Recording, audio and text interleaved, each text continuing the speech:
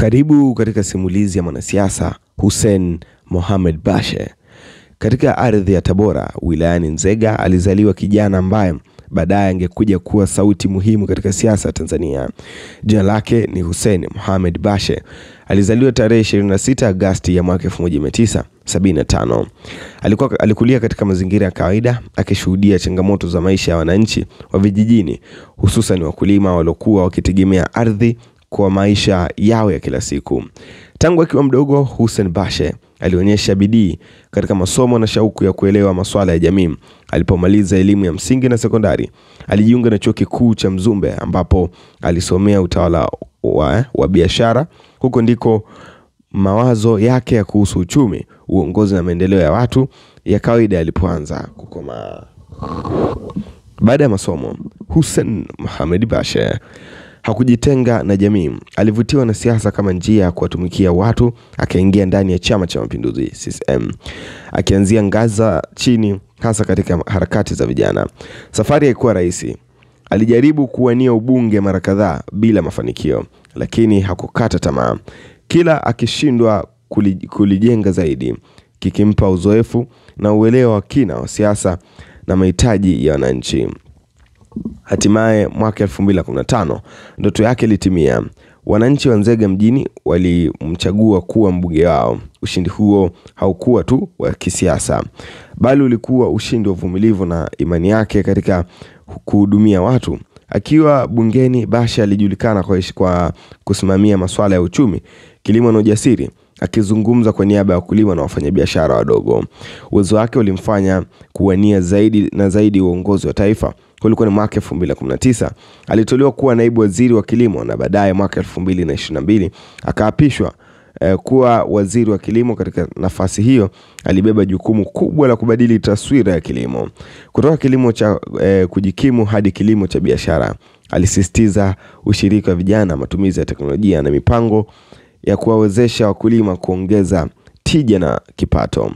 Kupitia mpango kama Building Better Tomorrow BBT, Bashe alionekana kama kiongozi aliyelenga kesho, akiamini kuwa maendeleo ya taifa yanayopata mkononi mwa vijana na wa mkulima. Mbali na majukumu ya kitaifa, aliendelea kugusa maisha ya wananchi kupitia mchango wake katika elimu, afya na maendeleo ya jamii. Hata hivyo, simulizi ya Hussein Bashe ilivyo simulizi ya kijana kutoka Nzega aliyekataa kabisa kukata tamaa.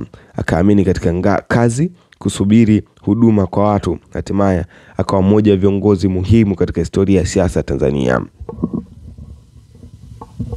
Na sasa karibu nikupitisha katika doti moja mpaka doti ya mwisho, makuzi yake, kuzaliwa kwake, aliposoma mpaka hivi sasa alipofikia.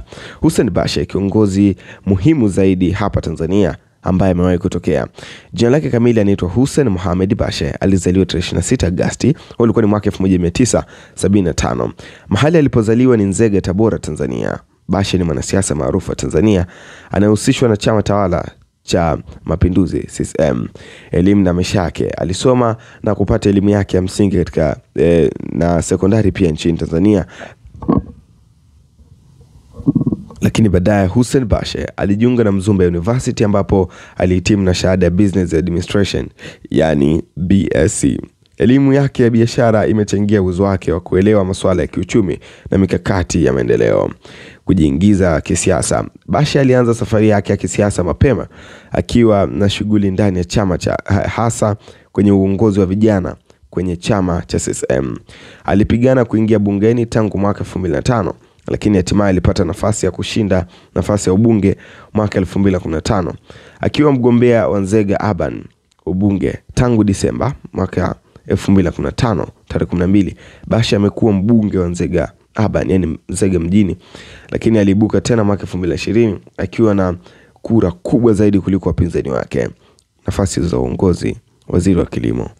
Januari 2022, Hussein Bashe aliapishwa na kuitwa waziri wa kilimo na umwagiliaji katika serikali ya Tanzania. Kabla ya kuwa waziri, aliwahi kuwa naibu waziri wa kilimo tangu Julai mwaka 2019.